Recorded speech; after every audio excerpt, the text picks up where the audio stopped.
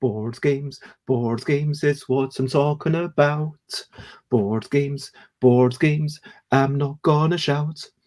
I am starting off this streaming with a little bit of singing, and for now I'm on my own, but I might be joined by someone with two-tone shoes or other shoes. I don't know what shoes they'll be wearing. Anyway, that's not something I should really be pondering. Today, we're going to talk about educational games, how you can teach maths or English much the same, or maybe quite differently. Maybe that's lyrics quite wrongly stated because maybe everything's different to teach. But let's just ponder it and blether for a while about education and board games. It's what we're talking about. Education and board games. I'm not going to shout. Hello and good morning. And hello to Xate who says, Happy 1001, everyone. I really appreciate that. And I am Bez. We are blethering about board games. And if you want to take a bath, you can, but it's entirely your prerogative. You do what you want. I'm not going to be your mum or yeah. So Busy Bath Time board game blether. Coming up today is educational games. We might have Vegard Farstad. I really need to double check with Vee-gar how to pronounce this name. But yeah, we might be joined by Vegard. Either way, we're going to talk about educational games. But let's start off talking about recent highlights, living life and seeing the sights. Recent highlights, playing games and other delights. Recent highlights.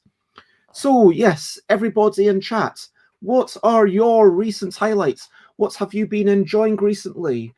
Have you played any games since I last saw you? What have you been up to? Myself, I don't think I didn't play any non-digital games yesterday. I did play a couple of games on my phone. One of them, okay, you're drawing little rectangles, you've got numbers.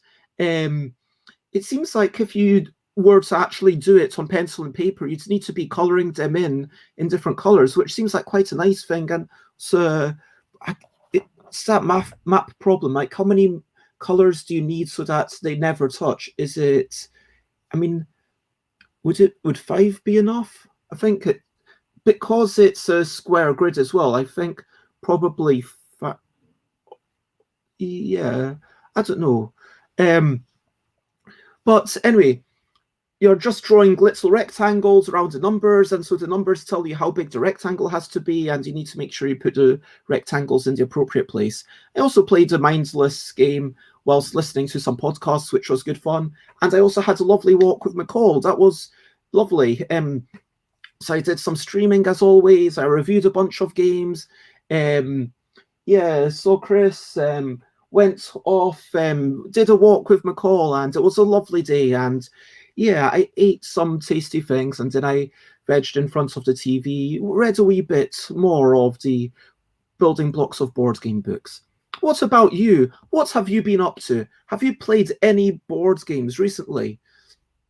So, or video games? And hello, Alex. It is lovely to see you.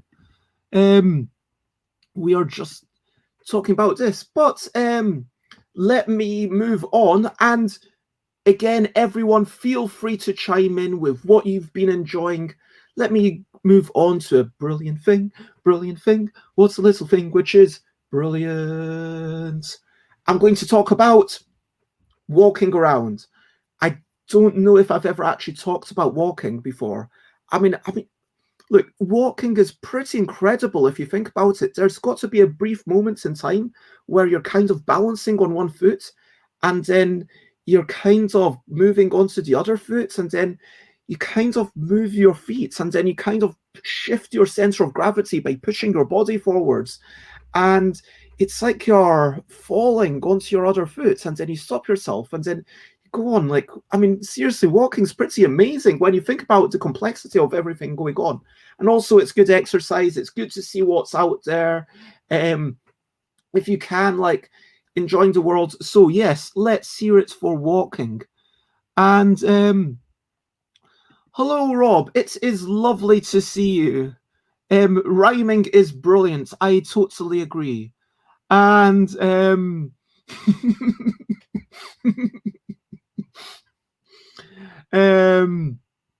oh, Anxate gives a shout out to walking because, you know, needs to appreciate all these things that we have. It's not like rubbing it in people's faces. And if you don't have access to any of these supposedly brilliant things, you know, again, you might not agree that some of these things are brilliant, but you know, just lots of love. But yeah, so Xate couldn't walk normally for 4 years, 1.5 knots. It's also, yeah, walking is amazing. Xate thinks about it often, even when just taking a few steps. That is really good words. Thank you for sharing that story. Morning, J Guard. It is lovely to see you. Vivisection, election. And Stream Elements is back. I have been changing some of the things. So Xates, if you want to find out how much people love you, then you can do that now. Stream Elements says everyone is brilliant. Yep, you know, everyone's brilliant. I mean, just because of the humanity. So, yeah, that is a thing. Yeah, objection. There you go.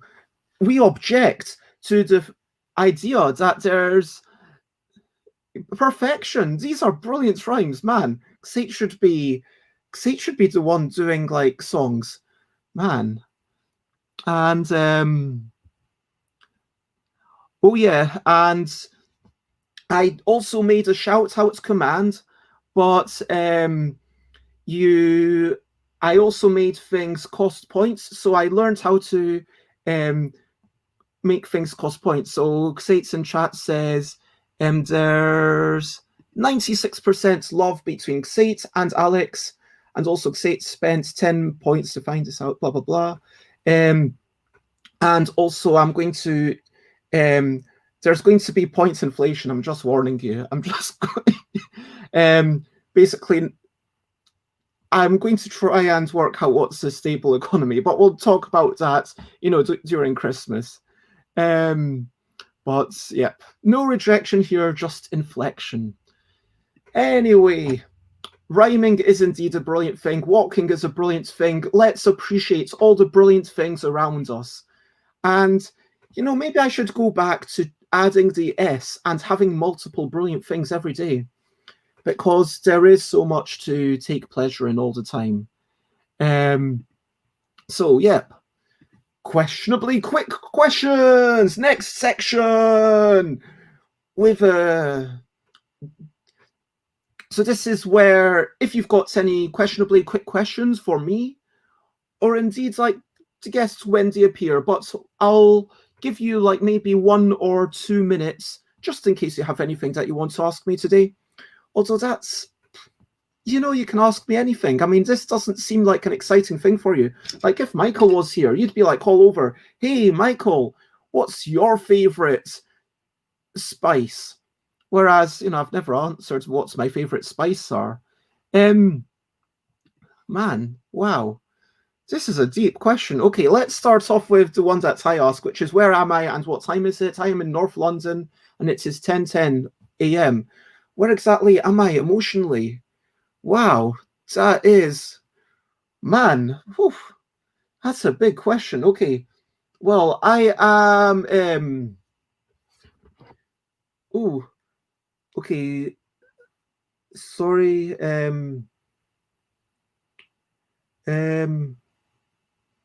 I'll just say to Vegard, it is just after 10 a.m. here. You still have time to join. And no, I'm saying that I'm not as good as Michael. I'm saying that if Michael was here, then you would be asking more questions. So, where exactly am I at emotionally? I mean, we are all kind of focused in the moment. Like, I'm enjoying the moment. I'm kind of wondering, now I've got this text, whether Vegard's going to join us and we'll be able to talk about educational games together. I'm a mixture of a little worried and frantic about that. I'm pondering, things are popping up into my mind. I have some guilt generally. And yep. So Vegard, yeah, it's whoa, this is a really big question. I'm concerned about the future. I'm feeling like I'm not good enough. Like generally, like yeah, there's a feeling generally shame and guilt, but also appreciation and thankfulness that everyone is here. I'm feeling a lot of love. I'm feeling like in a way, like life is great, and like I love lots of people and lots of people love me, and I'm feeling wonderful. So like, it's like a big ball of mixture. So where exactly are we? Like, I think that from one microsecond to the next, it totally changes. Do you know what I mean? And yeah. In my recollection, the infection of love is more than a collection of mutual attraction, but more a natural selection of the interjection of emotion. I like this. In my recollection, the infection of love is more than a collection of mutual attraction, but more than a natural selection of the interjection of emotion. Nice. What is my favorite spice? Oh, well, I shouldn't have brought it up. Off the top of my head, maybe star anise. I do really like star anise, but only on special occasions. Maybe generally, if I had to, I would say that paprika or cinnamon are the ones that I most often reach for, like those little bits of sweetness without having that actual sugar, or paprika, a little bit of ooh. You know what I mean? Yeah. Who is your favorite Spice Girl? Okay, so there's Posh Spice, Sporty Spice, Baby Spice, and what's Ginger Spice? I don't. Oh no, wait. Is it Scary Spice? Are there 5 of them? Yeah, I think there's 5. I mean, I only know anything about Victoria Beckham after that. I don't really have a favorite Spice Girl. Yeah.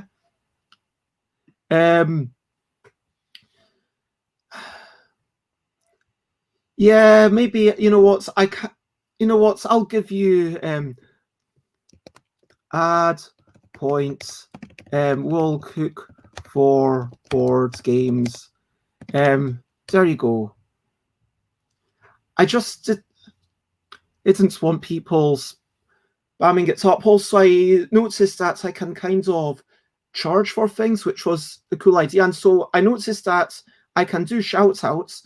And if like anyone does a shout out to anyone that like I think should have a shout out, then please do so. And I will kind of refund double. But I don't want people, I kind of wanted moderators to have access, but I don't want other people to keep doing it for themselves. So charging for stuff seems to be like a way to stop people just doing it endlessly. I don't know.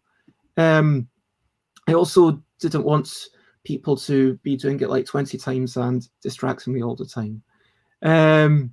Is anyone as good as Michael Rowley? Yeah. Big fans of walking here all round.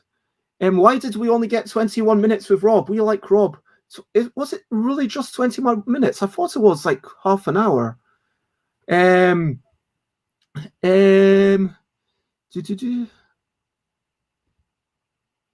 And yeah, so okay, I will explain. The reason we got 21 minutes with Rob was because in some people's houses, the plugs are very close to the bottom of the ground. And it just blows my mind. Like the plug was here, like the bottom holes were here and the ground was here. So my plug for my laptop needs to go down. And so it just wasn't working. The extension cord wasn't working. And I had my charger, but it just wasn't going in. And that's genuinely the reason. Otherwise, it would have been an hour.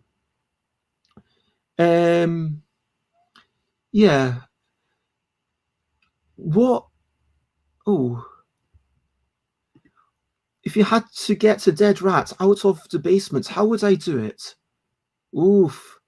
Okay, that does sound like a difficult time. So, I had to get rid of a dead thing once. It was really icky. So what I did is I had, rubber gloves. I had a plastic bag with no holes. I put the plastic bag over the animal, and then kind of inverted it and with my gloves on and tried to do it, and went out with my arms outstretched and then put it into the bins outside up the front. And yeah, then I think I threw away those gloves because I have also had to do that. What did I sing for the show tonight? I did not end up singing anything. I wasn't. Yeah, I was having. But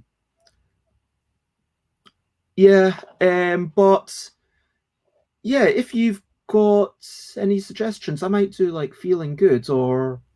I don't know. I'll work out something. But yeah, if I will if at least two people ask me to, I will definitely sing something. Honestly, if only one person asks me to, I'll almost certainly sing something. I'm easily going to be cajoled because I kind of want it. I just need a bit of a nudge. So yeah. Cumin. Yeah, cumin is a good choice. Yeah, nutmeg. Yeah, nutmeg's a good choice.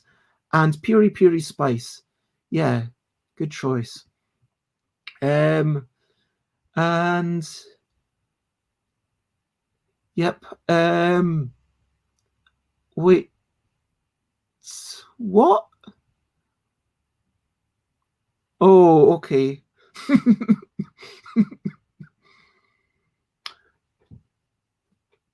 I like that. I like that a lot.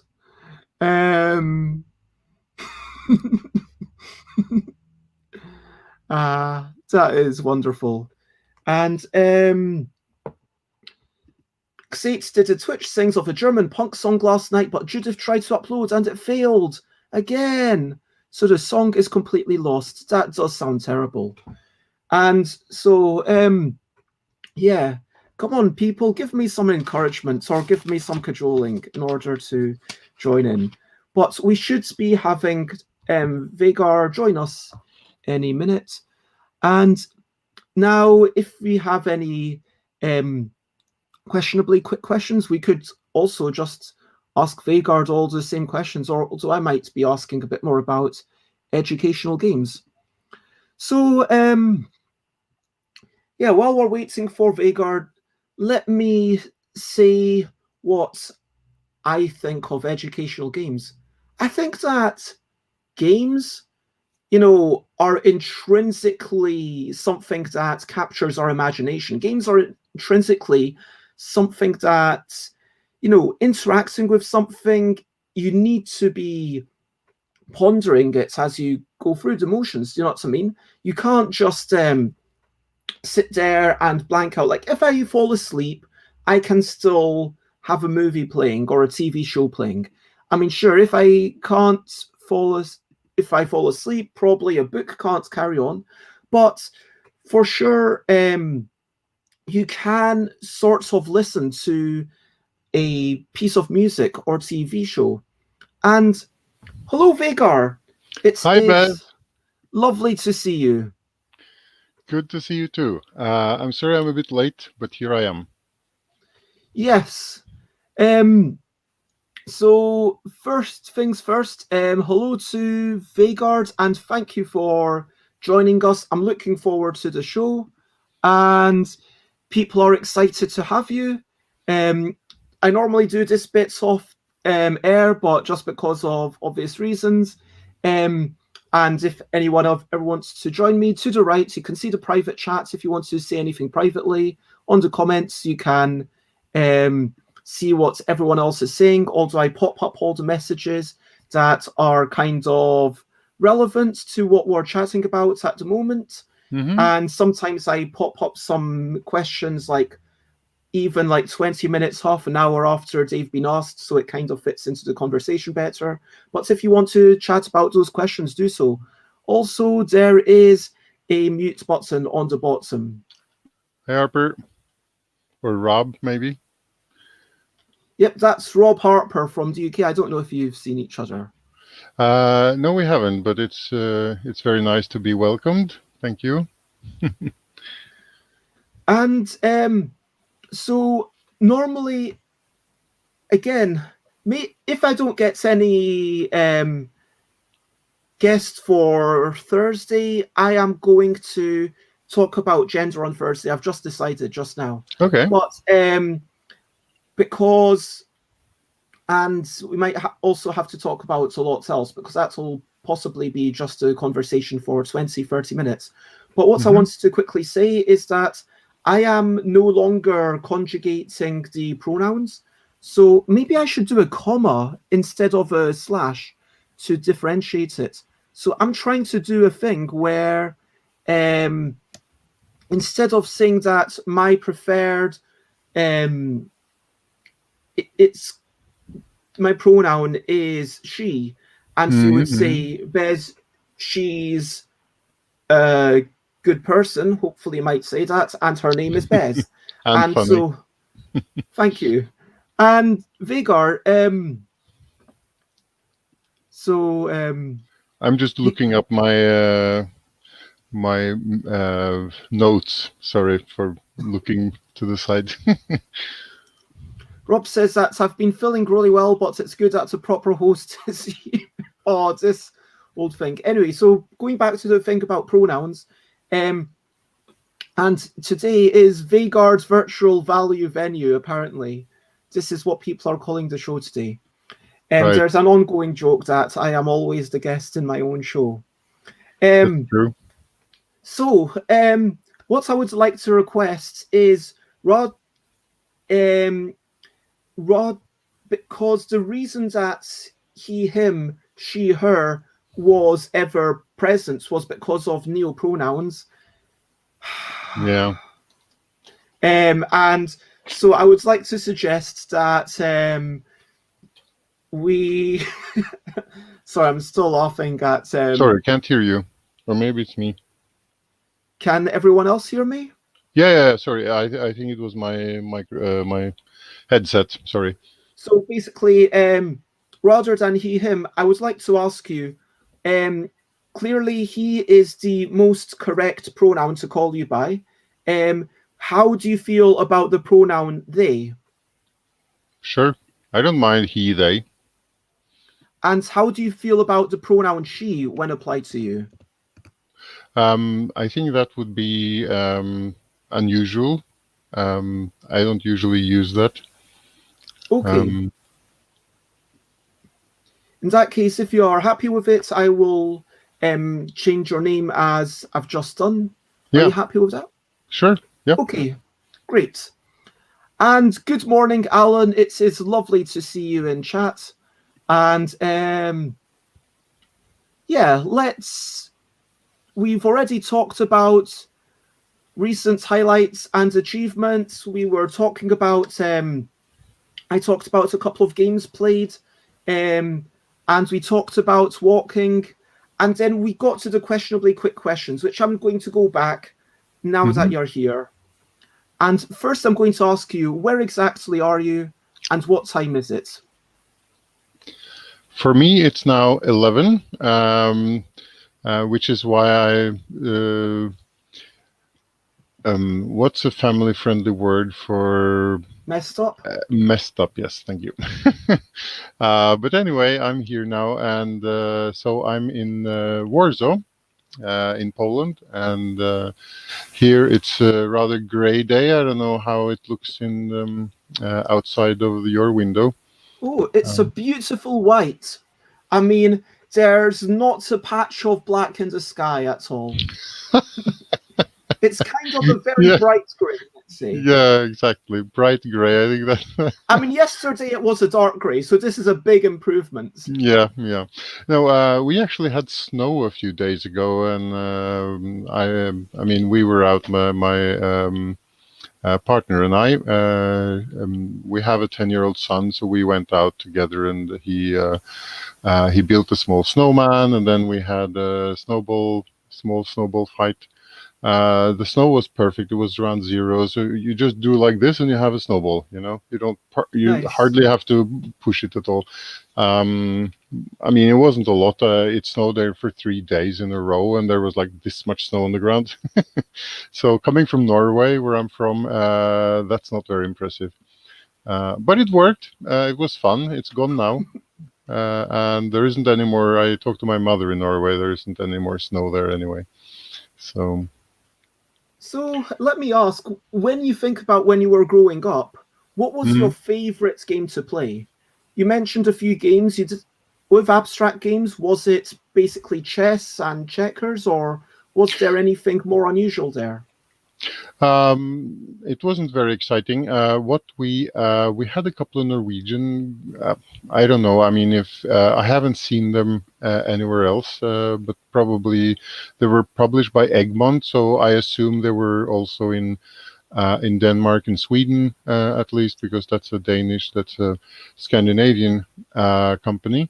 But the ones that we used to play, actually now I'm playing them a bit again on Board Game Arena. Kind of rediscovered it, and I'm having fun. So it's like what's it called? Nine Men Morris wasn't one of my favorites. Actually, we I didn't like chess and checkers too much. Played it in when I was around 11. I think we had a board game class in school. Actually, it was one of the elective subjects, and that was mostly chess. I'm not a big fan of this.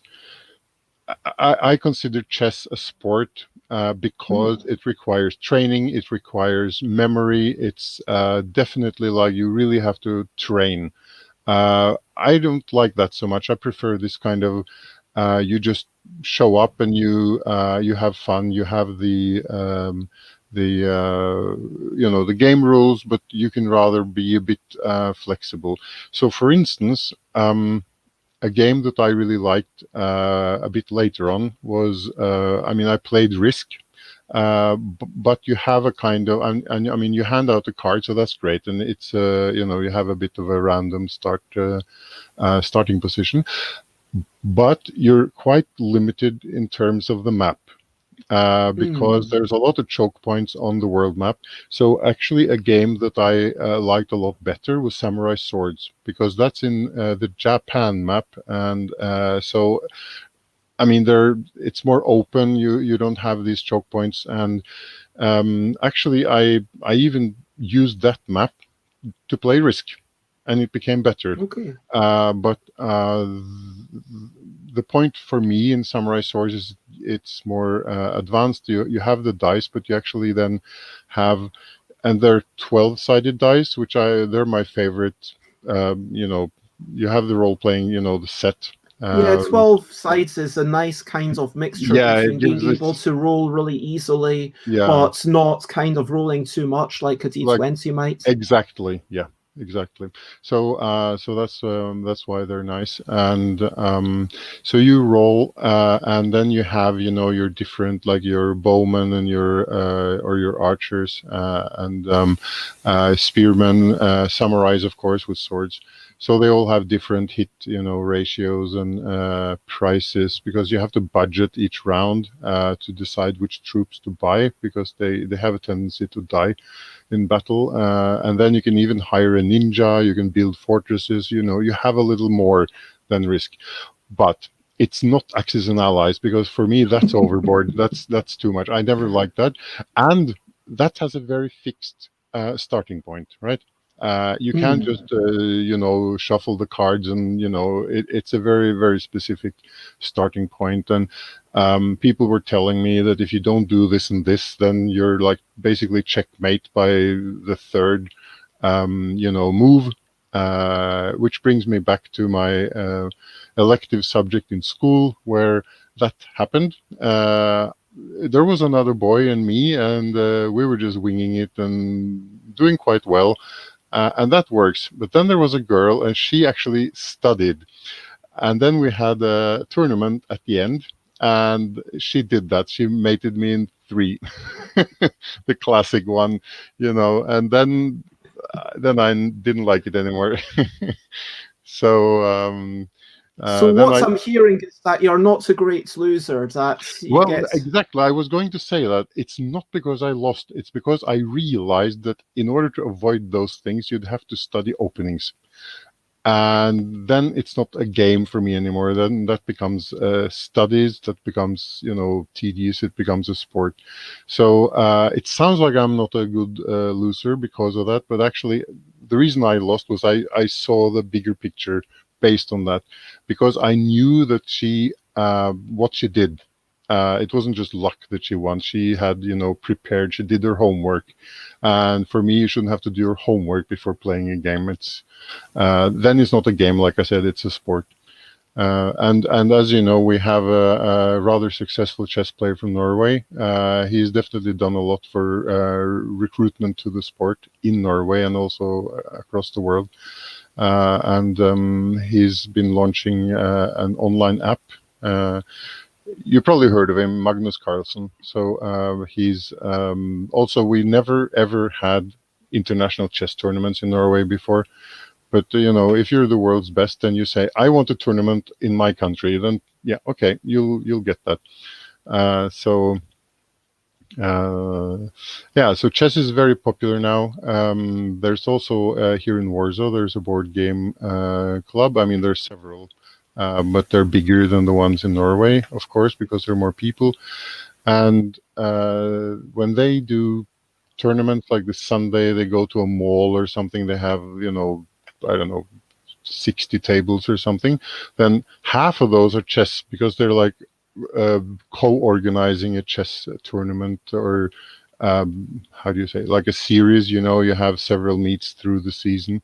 So one of those would be chess, and it's like a whole separate area, and then they have a huge selection of games, which are mostly donated from publishers, and also some they bought. And then the publishers would have also a separate little area where you can show your own games, and then you have the free play. So, but the chess was really, I was surprised. So what would you say is your favorite board game right now, and what would you say is most popular in your immediate circles? In my house, I mean, of course, speaking of this board game club, I gave them, I think, 2 or 3 cartons of games, and we were going to do. They had a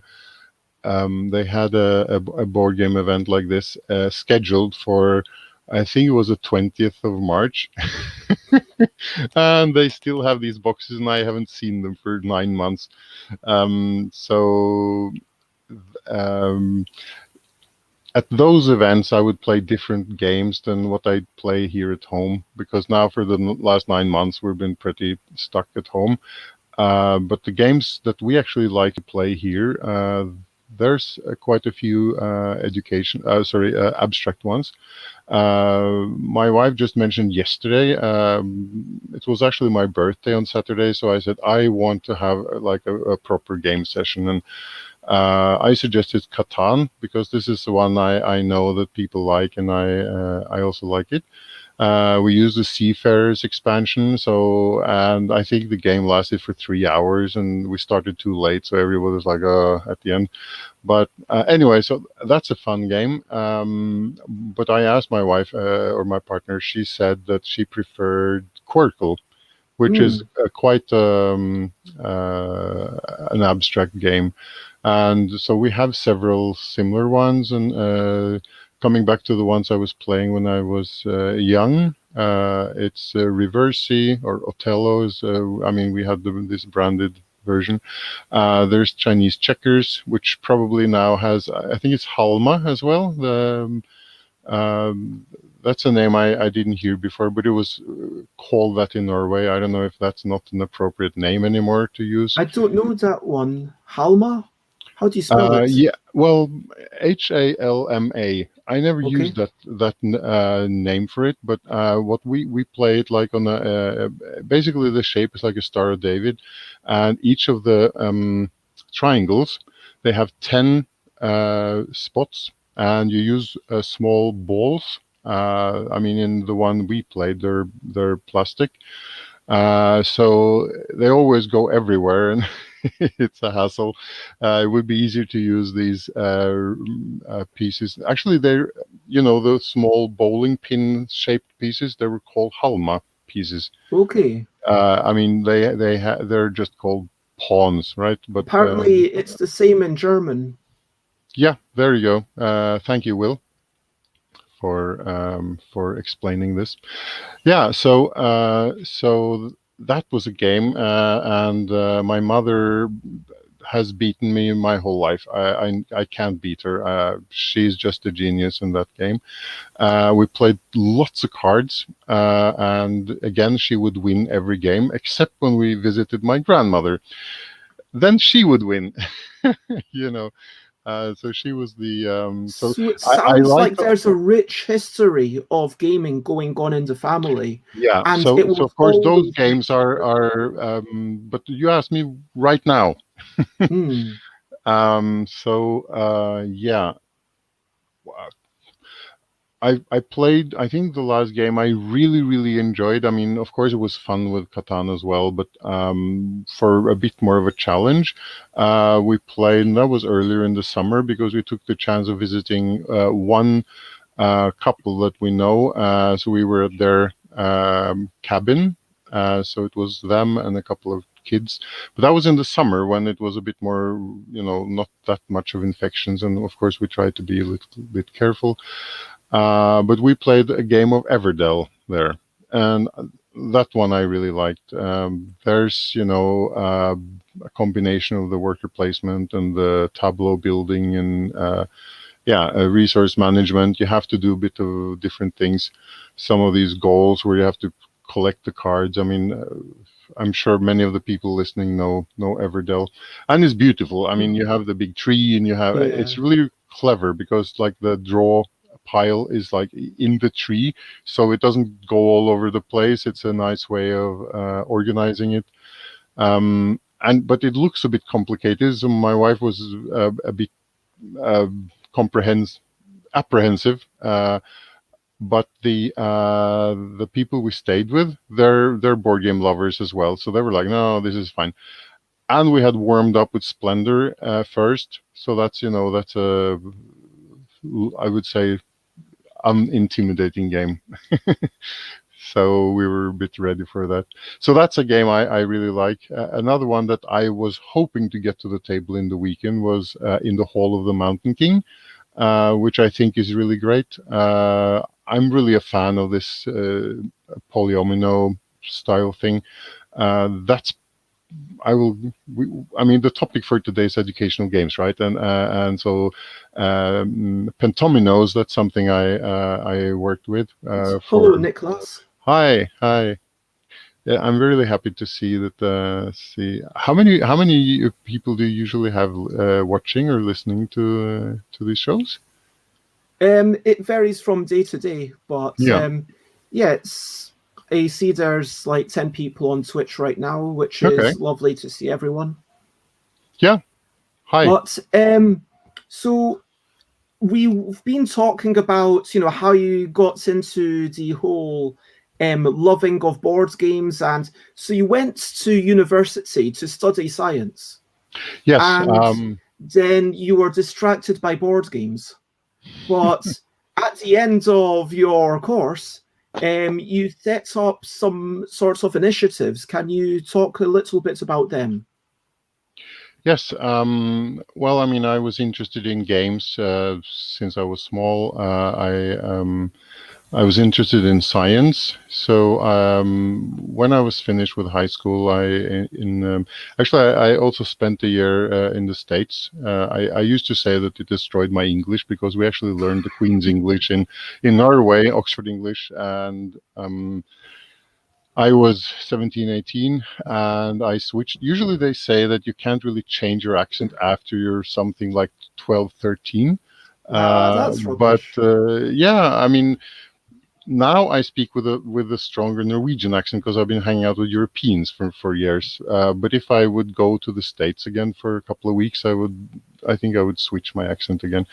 So anyway, I wasn't able to go back to British English. That's been too difficult. But in these European projects that I was doing after university, there was a couple of British people, and I always had to translate to the Italians because they simply couldn't.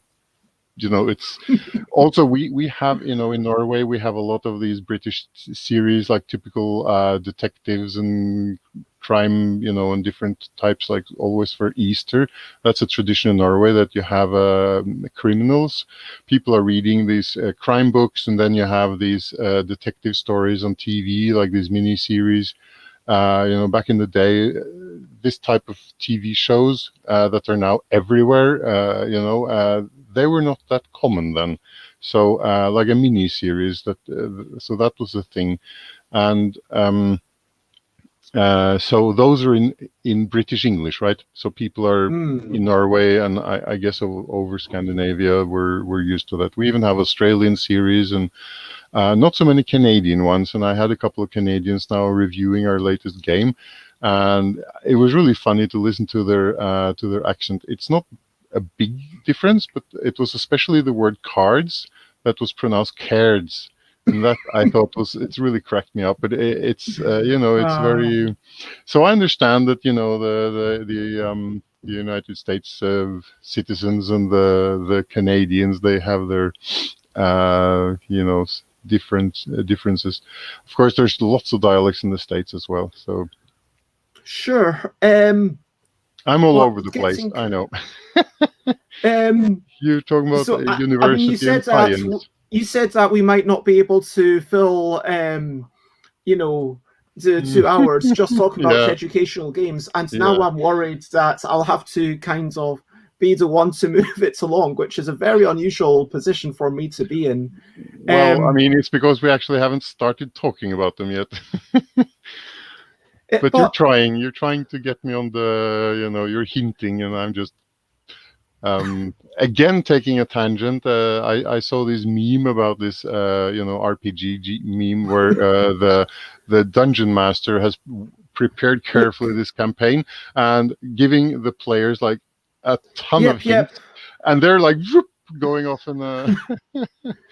So that's me right Always now. the case. So, like, you, after leaving, you had some experience with working on games and interacting with teachers, specifically trying to bring games into the classroom. Yes. Can Uh, you talk a little bit about that? Yes, when I was a student of physics, and then when I started this company for communicating science, I figured that, okay, I know some physics, I understand some computers because that's just what you do. We had a Unix environment I was setting up, not really anything like I would say, coding, but you hang out with computer science students, so you kind of have an idea what they're doing. And then I thought, okay, if you're thinking the classical triangle of competencies, then okay, if I'm going to communicate science, I have some idea of the science, I have some idea of the technology, but I actually need to know some pedagogy as well. So at the end of after the physics studies, I enrolled for a year of teacher training, and that's really where I got into the games, because I was so lucky that I had a professor or instructor. I don't know. She had a PhD. She had such an experience in also being in the States for a year as a teacher trainer and using manipulatives.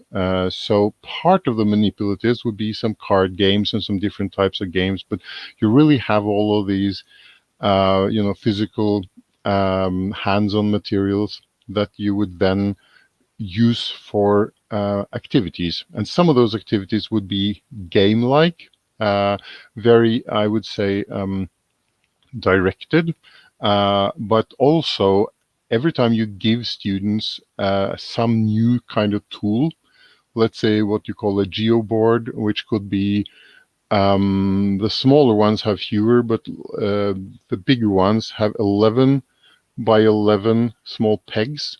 So that means you get 10 by 10 squares, and you can use that as a coordinate system. And you have rubber bands simply, and you just elastic bands, and you just put them on, and you can create graphs, and you can create flowers. You also have these with hexagonal symmetry. You have them with point symmetry, so like you make circles. And so this is, you can combine geometry and arithmetic, sort of algebra. You can really look at how this works and allow them to use the creativity. So the first time you get one of these, they have to just play. You have to allow them at least half an hour to just do whatever they want, because otherwise they'll just do it anyway when you're trying to teach them something. And the best way of teaching is really when you look at what they're doing and you go with that. This is what we're calling like this magic moment. And every time I talk about it, right now I'm getting goosebumps, because it's really this. It's this. When you don't just try to force them to the students to listen to what if you have like the message of the day, okay, you have some topic, right? But if you're a good teacher and you feel like you're confident about the subjects that you have to cover by the end of the semester or even the end of the year, the sequence doesn't really matter that much. And if they're really, really excited about something on that day, then for God's sake, teach that. Don't say, okay, that's really cool, but stop being excited because we have to talk about this other stuff, which is really boring and you'll love it. Like, come on, kill their excitement. Great. That's exactly how you make people learn, right? So, and the other thing that that I really liked, that we were then taught during this teacher training, is that you start the day, and this was I had physics and mathematics as the teaching subjects. So at the beginning of the class, it could be like a double period, so not 45 minutes, but 1.5 hours, which is usually better. You'll have like just a 5-minute sequence where the teacher either brings up some riddle, if it's maths, or it's a very, very simple experiment. For instance, you have, let's say, a beaker or like this transparent glass, which has not water but oil or something. And then you have a couple of things. And the question is, which one will sink and which one will float, or which one will sink faster? And you don't drop them. You just explain the materials. Then you say, the teacher says, okay, at the end of the class, or even the next day, the next class, they will actually do it. Meanwhile, your task is to think about it and figure out, and you have to have a hypothesis, a scientific hypothesis. You say, I think the following because. Okay, why do I think that? And then usually you'll have half of the class thinking one thing, half of the class doing the other thing. At least if you're successful, if everybody thinks the same, it could be more boring, except if they're all wrong, because that's also really cool. And then and there are so many simple activities. So one of the things that we did later on was that we actually created a kit for I would say middle school. So it was like a suitcase, and you could actually take it with you and check it in on a plane, which I did. It was very practical for these international meetings. But you could take that to school, and then you have like a teacher guide with a list of, I think it was 100 experiments that you could just set up, and do these simple things. Yeah, I'm With that. really getting how there's a sense of playfulness in all of Yeah. this. That Yes. you want to play with the thing, and then you learn through the process of playing through it. And you talk about making sure that the child is learning what they're interested in. Like this whole notion of self-directed play or Yes. self-directed learning, rather, is a really Yes. valuable thing. And Hmm. so let's move a little bit from your history of producing these science kits, which is, a wonderful thing, to the topic of the day, which is, of course, as it says below, educational games. Yes. And so at this point, I do want to remind everyone, feel free to comment, ask questions from like follow. I am going to try and keep it a bit more on topic for at least the next 50 minutes. And yep, a quick shout out to my own Discord. Bez and Friends Game Day will return January the 9th. I probably should get actually Stream Elements to shout about the Discord occasionally. That would be better. But yeah, if you haven't already joined the Discord, then please do so. And let's start off talking about what is an educational game. Yeah, because I understand there's playfulness in experimentation, in scientific experiments, but it's not quite the same, is it, as an actual game in which you win or lose? No, it's not. But for instance, when you have these, I mean, to build on what I was talking about, I mean, in science and in physics, it doesn't lend itself to games quite as much. Of course, you have a lot of these kinetic games. Like Jenga, you have to build, right? And that's a lot of physics but it's like intuitive. You don't really think about it so much. And then there's a game, I forgot the name, but you have to stack pieces, and they have different colors, and also cleverly, the colors have different patterns, so no problem for colorblind people. This is something that I've become really aware of and focused on the last couple of years, that you have to make your games accessible. It's really important because, I don't know, but it seems that there is the gender balance in board gaming isn't exactly 50-50. And I don't know if I heard that there's around 10% colorblind people, men, but I don't know if that percentage is larger in board games, or if they're just, it's a very important issue that a lot of games are not properly designed. So that becomes an issue which is larger than maybe other walks of life, where it might not be such a challenge.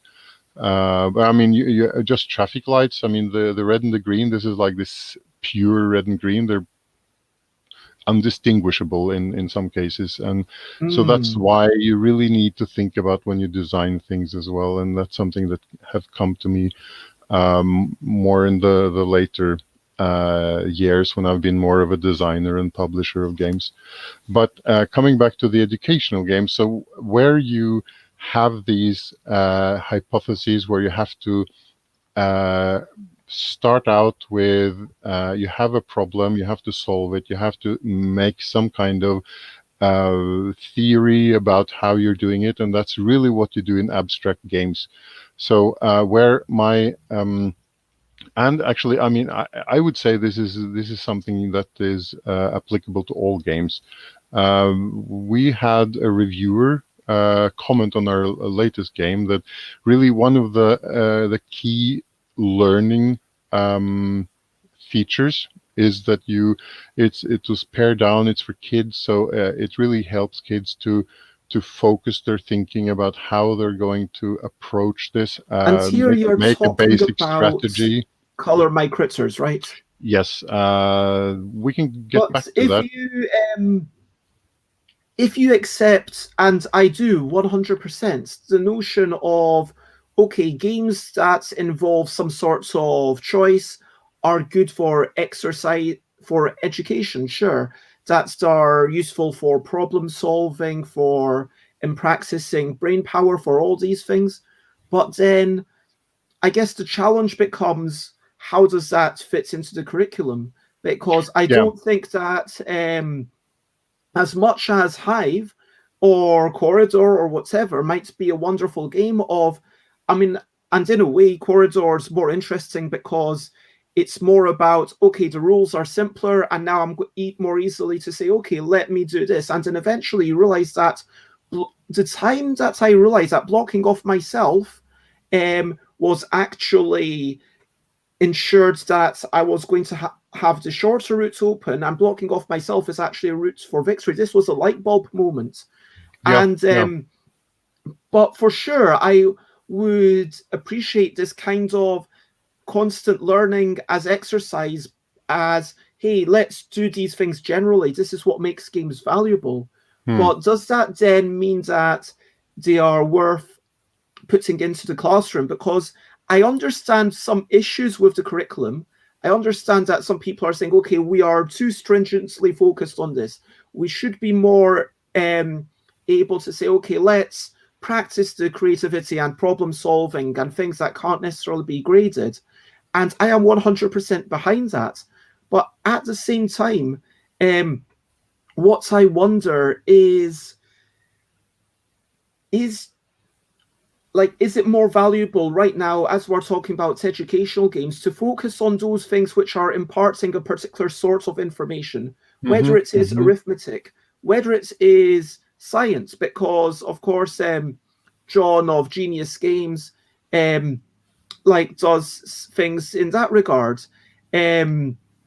I mean, if someone wanted to learn ornithology, then, would Wingspan be an appropriate game? Probably not, because that's not where your mind is focused. But there's no denying that people are going to read that flavor text and um, learn incidentally. But in terms of a game that's actually focused on teaching a particular thing, I mean, I guess maybe that's ultimately the definition that I would advocate for, at least for the purposes of this discussion. yeah. Um, I think if you're going to, I would say, if you're going to organize or categorize these games, what you just mentioned here is really about hard skills versus soft skills. So, I mean, Pandemic is a great example of collaborative games. Where obviously these skills are super important for work when you get out of school. And I think this is also a difference between countries because, for instance, in Norway, it's been now for 25 years already because I'm getting old. But I remember this was after I got out of school, and they had this curriculum reform where there was what they called the general part of the curriculum. So not this subject specific things, but actually these skills that help you become a good citizen. So that's where these cooperative problem solving, these things that you should be able to uh, articulate yourself, that you can have some debate skills and so on. Later on, that was amended by 5 key skills, which is like reading, writing, listening, and basic arithmetic, basic math skills, and computer literacy. So those things are permeating, and they're like horizontal issues that go across all of the different subjects. So you have to think about that in every subject. So let's say you're teaching Norwegian, you're teaching English, I mean native language, like foreign languages. In Norway, by the way, you have to have two foreign languages. So English is like mandatory for everyone. Then you have to choose like German, Spanish, French, whatever. And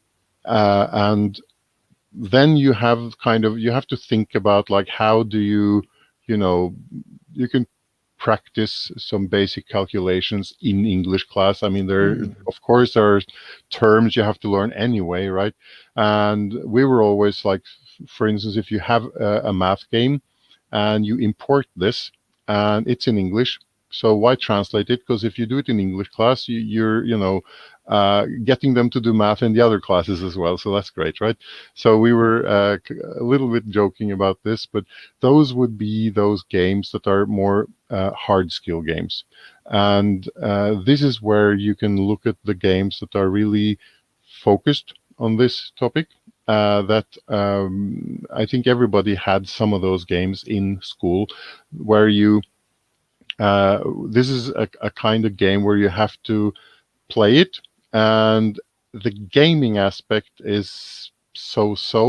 It's really focused on learning. So whether you actually win or lose, and maybe you don't even, it's almost an activity, not really necessarily a game, and it's definitely something you would never ever pick out from your shelf at home. You wouldn't even think about buying it. And this gives like this is what have been giving educational games a bad name, I would say. So if you can then find the games where you really enjoy the game, and then you don't really want to just tack on a scientific or math theme. You want to integrate that into the mechanic, and this is where I was going to get to Genius Games and John Coview, where they're really good at this. And I even remember like the game Subatomic. Being a physicist, I was like, "Come on, that's physics. That's not chemistry," because he's from the chemistry, education. And so also now the periodic game about the periodic system.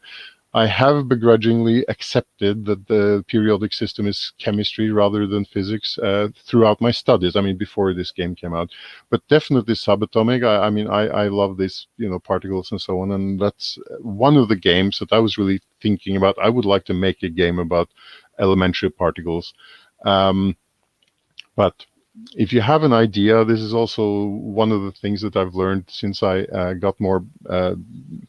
I would say seriously involved in game development, is that ideas are cheap, and all of these I people guess. who are thinking that I have this great idea, I have to patent it, right? But you need the mechanic, you need that in order to make it a good game. And I would say that these educational games that are in schools, they're really poor in mechanics. But then you have the math games, and they're very popular because they're much easier to design. And for instance, Quirkle, you could make a version of Quirkle where you really learn the coordinate system. And then you have games like Clustered, which I happen to have here in the shelf behind me, that I saw the first edition on Kickstarter, and it was like this Instaback. I just saw the very simple, not in any way fancy poster. I didn't read anything. I just saw this is a game I want. It was by a small American publisher. Didn't have any plan for being outside the States at all. It's like this, typical Kickstarter project where like USA only. So I said, okay, come on, we need the second edition. We need more languages. I will organize all of this, and I did, and I helped a little bit with input for some additional rules. Actually, I'd played Terraforming Mars, which is a science game in some ways, but I mean, this is very light. I mean, you're talking about, for instance, nuclear, like this Elon Musk bomb Mars and get some effects, right? But it doesn't really go into the science of that at all. But it does popularize it, and I think that also makes a good effort for. I mean, what Terraforming Mars does is on these cards, it mentions so many technologies, green tech. This is, I think, a game that would inspire some kids to start studying. I mean, they're playing this in high school, then they have to choose their studies, right? And they see, okay, I'd really like to work with this, for instance, hydroponics. That's really needed for growing concentrated food for space travel and colonies on Mars. Then how do I actually do that? So that's also a type of games in addition to the hard skills and the soft skills. It's like the inspirational, motivational games. Those are obviously not the things you have in the classroom. But there's also, this is maybe something a lot of people don't know, but the EU is paying millions of euros supporting projects, educational projects for informal learning, for outside the classroom. And you have consortiums, I don't know, of, let's say, 7 to 10 universities with researchers that are spending really years of their careers on this. They're putting together comprehensive project plans for, let's say, 2-3 years. They're then going to work. I mean, this is a lot of people hours for over that period, and the budgets are like 1.5 million euros, for instance. So in those settings, this is where you can have those virtual laboratories. You can have the games and other scientific activities. So this is really where this comes into the picture. When I was a teacher student in maths, we had, for instance, these outdoor maths activities. For instance, a good old treasure map with, you know, the pirate treasure buried somewhere, and we really physically went out on a huge beach.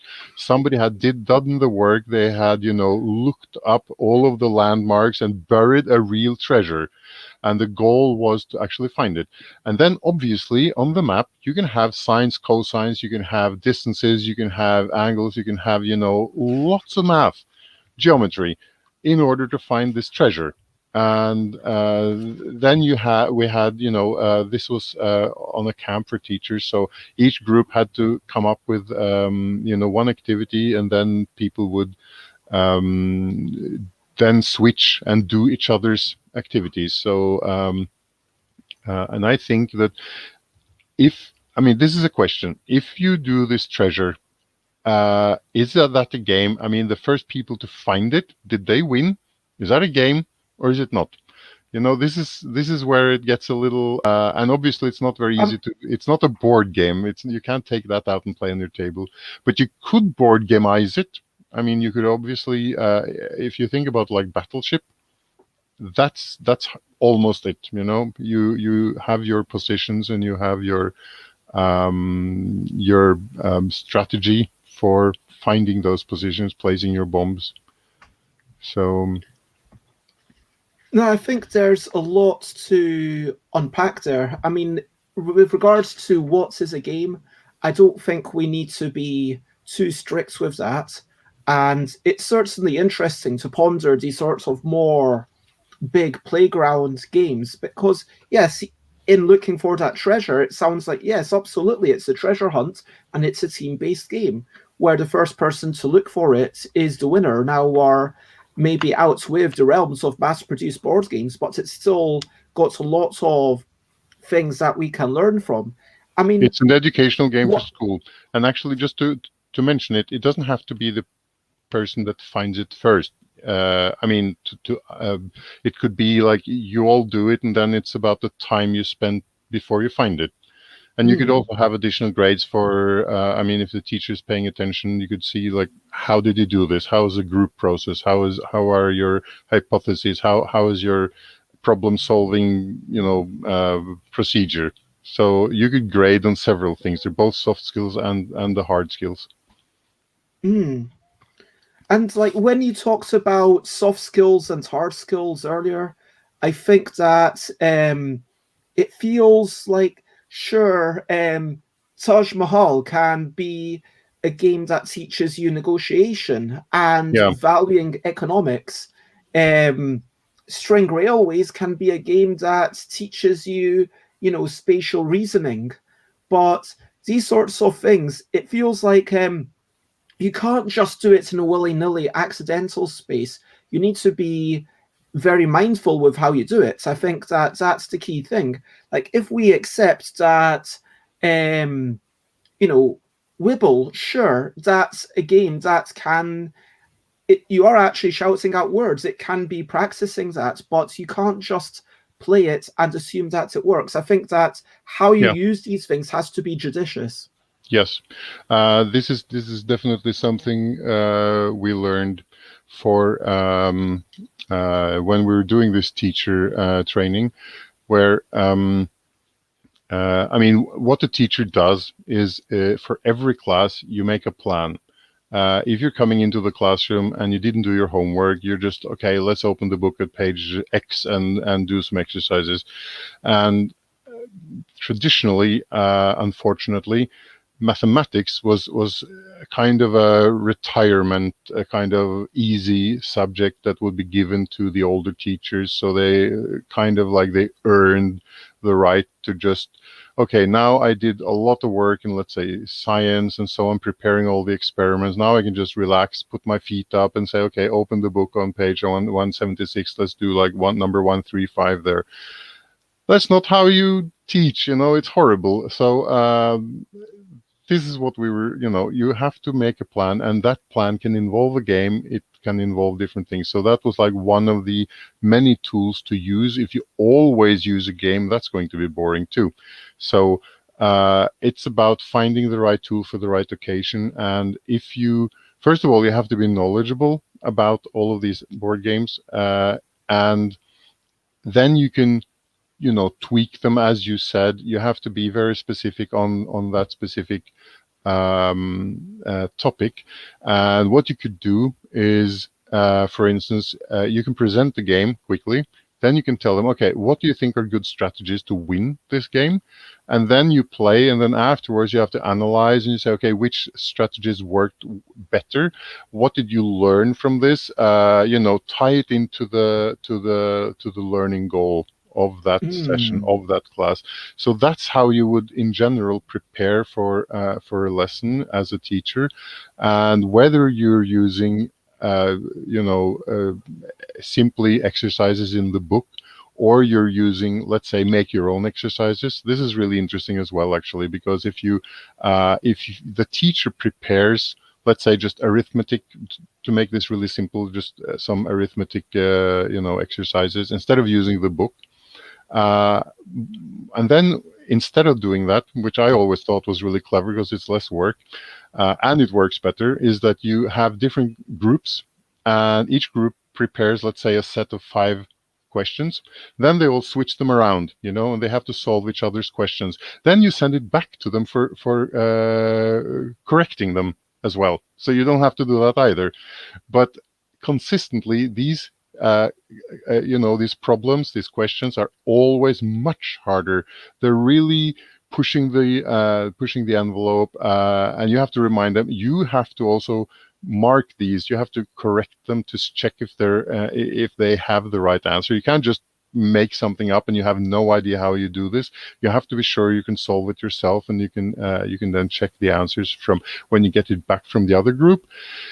And then it goes a little bit down, but it's still much more, because they're competing, of course. And that way, because as a teacher, you feel like, oh, I don't want to, scare them. And they'll be, oh my God, it's so difficult. But if they do it to each other, then it's like, bring it on. So you can do the same with games. And I mentioned Like, ten so dominoes. making the opponent each other, and so basically battling against your peers rather than Yeah. someone who's in a position of authority, being a teacher, is what you're Yes. saying makes a big difference. Yeah, and also this is where the collaborative aspect comes in, because in general, for learning and for peace in the family, competitive games aren't always the best. But if you work together as a group and you've matched so that the strength between the groups, let's say you have groups of four, which is really typical, that they are all composed of four individuals that that they what's the word, they complement each other, so they can all, you know uh, they work well as a team. So you have somebody who's good in this, somebody's good in that, and then each group ends up being more or less equal in the strength and the ability to create and solve problems. Then you'll have good cooperation between inside each group, and then you have competition between the groups. But you don't have these individual students feeling like they're left behind and so on. But also some of these math activities that we did, a typical bad situation is if you have these math, these books with math problems, and then you have like stupid book, you have the regular book, you have the genius book.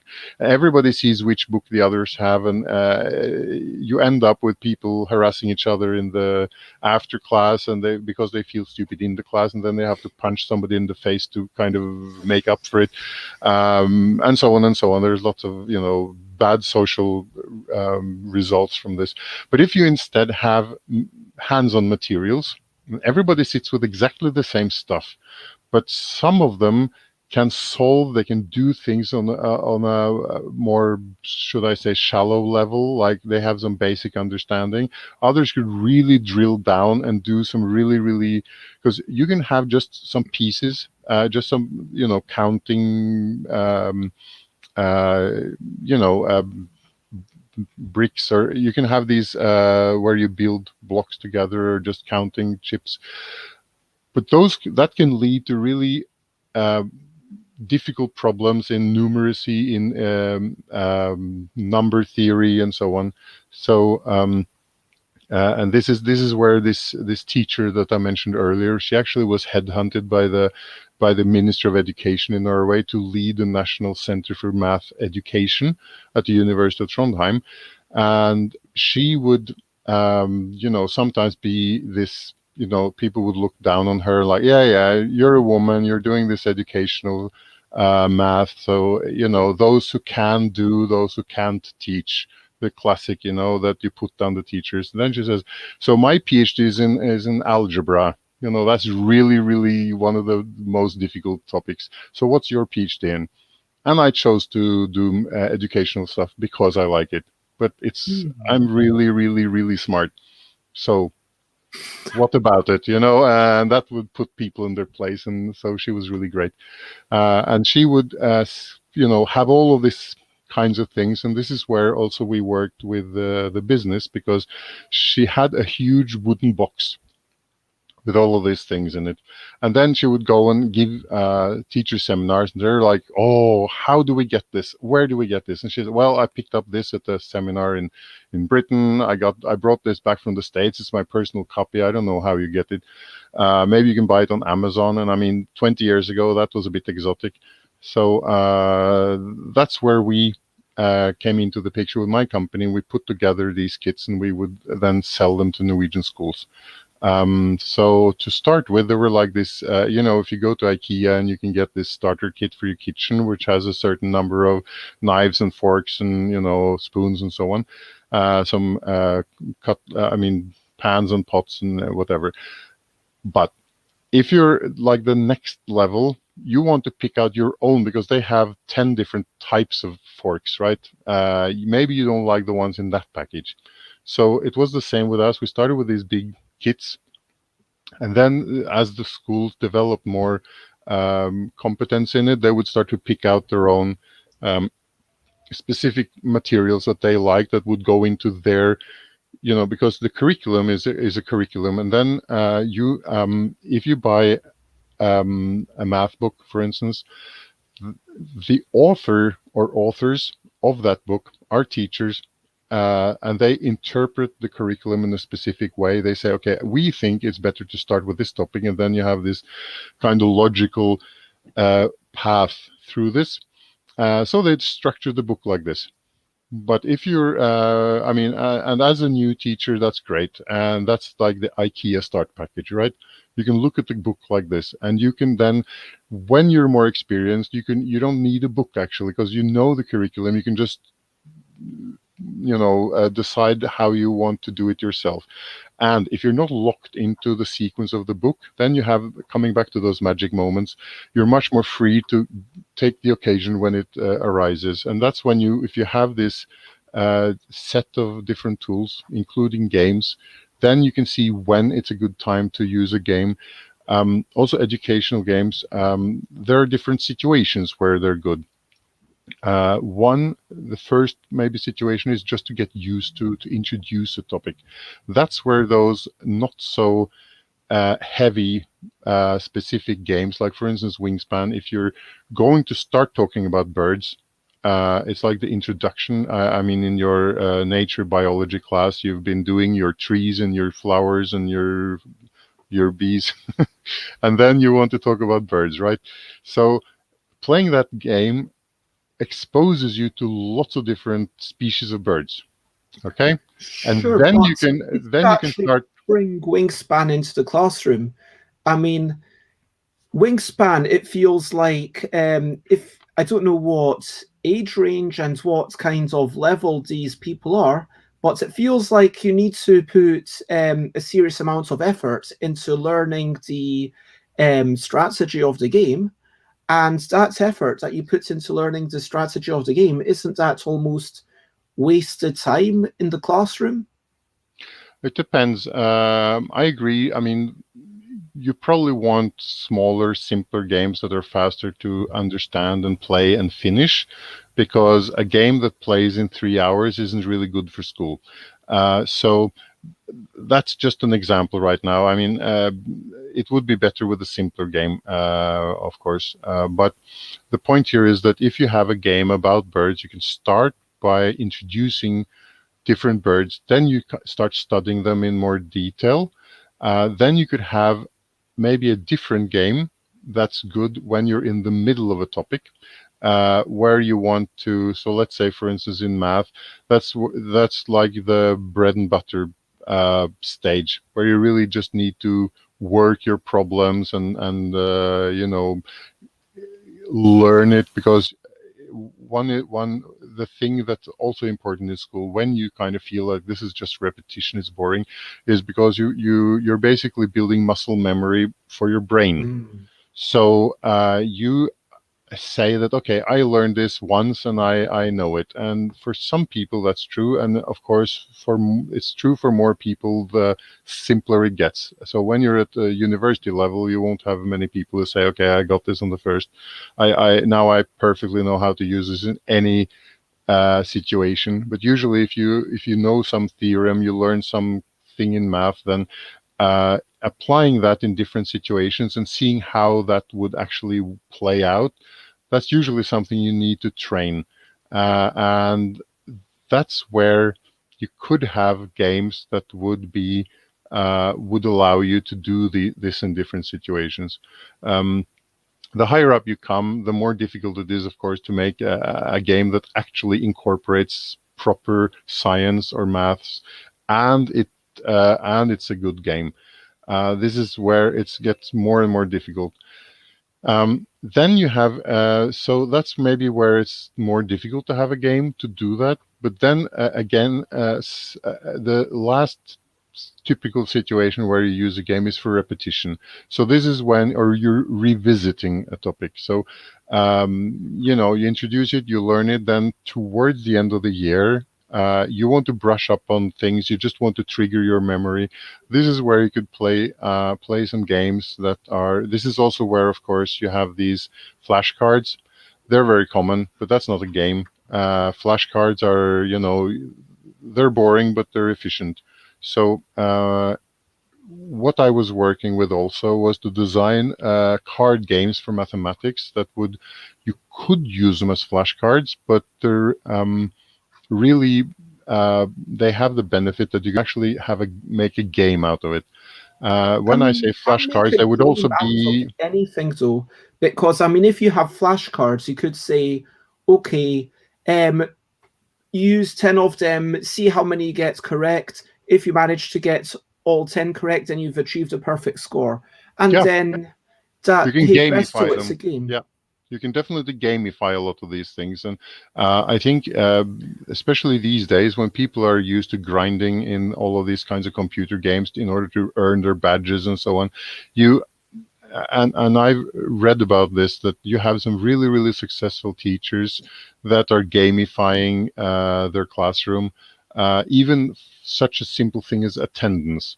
I mean, if you have students that have trouble actually just showing up in class, you can give them badges.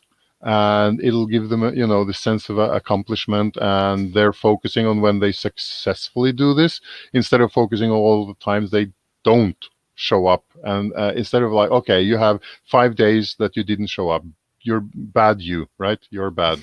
But if you instead say you actually have 10 days where you did show up, and out of those, 8 were on time. So gold badges, even, for showing up and you're on time.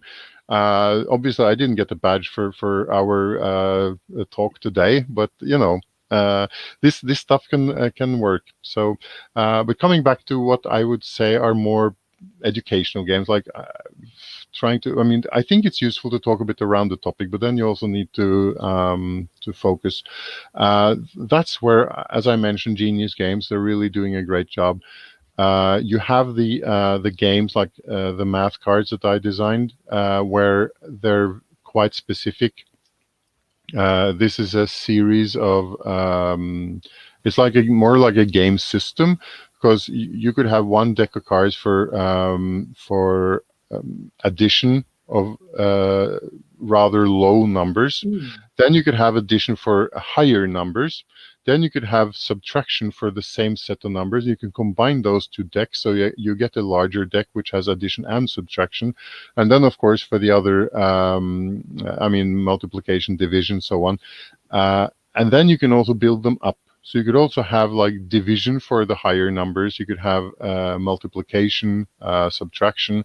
Then you could all mix them up, or you just start. So, and the benefit of that is that in order to go straight from the easy to the difficult, you also could, as a deck of cards, you can mix and match. So you can like So gradually. let's talk about this deck of addition cards. Like, what made it good? Why was it better than just gamifying a deck of flashcards and saying, okay, see how many you can get correct out of 20? Because if you do that, I mean, yeah, you have the badges and so on, but it's one activity. There's nothing else you can do. You can do the flashcards, you can see if they're right, and it's actually not a game. It's a gamified activity. But if you have a deck of cards, you can So play how do you, anything you want. I mean, you can play Crazy Eights, you can play your yeah, I don't know the names of all of these in English actually, but not necessarily poker, but you can look up all of the classic hearts, for instance. Of course, and this is where you have the strategy and the thinking and the cooperation and the reading of cues and that kind of stuff as well. But if you're playing hearts, accept that your queen of spades is not queen of spades. It's x squared plus 4. And you have to remember that the card with x squared plus 4, that equation, that's your queen of spades. Now, your other queens could be a graph of that function. It could be the function written out, so it's not 2x squared, or I mean, not x squared plus 4. It will be, let's say, 2x squared plus 8 divided by 4. So it's the same, but you have to kind of work out the arithmetic to recognize the function. And then In another deck, you would have the derivatives of those functions. I mean, so this is pretty high up. So, but you can do the same with addition. You have fractions, you have percentages. I mean, the whole range, right? So this is where math lends itself more to creating games because it's so. But it sounds like the game that you're describing is completely almost orthogonal, like almost tangential to the writing on the cards. And I guess that brings us. I mean, what I've been noting is that it feels to me like there's three ways of making an educational game. Mhm. One is for sparking curiosity, which is what you described with Wingspan, where maybe you don't learn these things, but you play Wingspan and okay, now you're interested in this topic. Or maybe you play Twilight Struggle. Now, Twilight Struggle is never going to be the last point to gain a proper understanding of the Cold War, but maybe once you've played it, then you will be inspired to learn more and read some more and do some other studying. The second thing that I can understand is if you've got some practicing of techniques, maybe you're um, doing equations over and over again. For Yeah. example, on the gamified flashcards, which is a topic I'd like to get to. And then the third point is okay, when it's in the writing, in the setting, and that's kind of almost that feels like almost the weakest thing because you could potentially ignore it. Because if you know that x squared plus 4 is functionally a queen of spades, then your mind isn't learning what x squared plus 4 means, unless I'm missing something. It's just learning that, okay, I've got this means a queen of spades. That knowledge doesn't really teach you anything out with the scope of this game.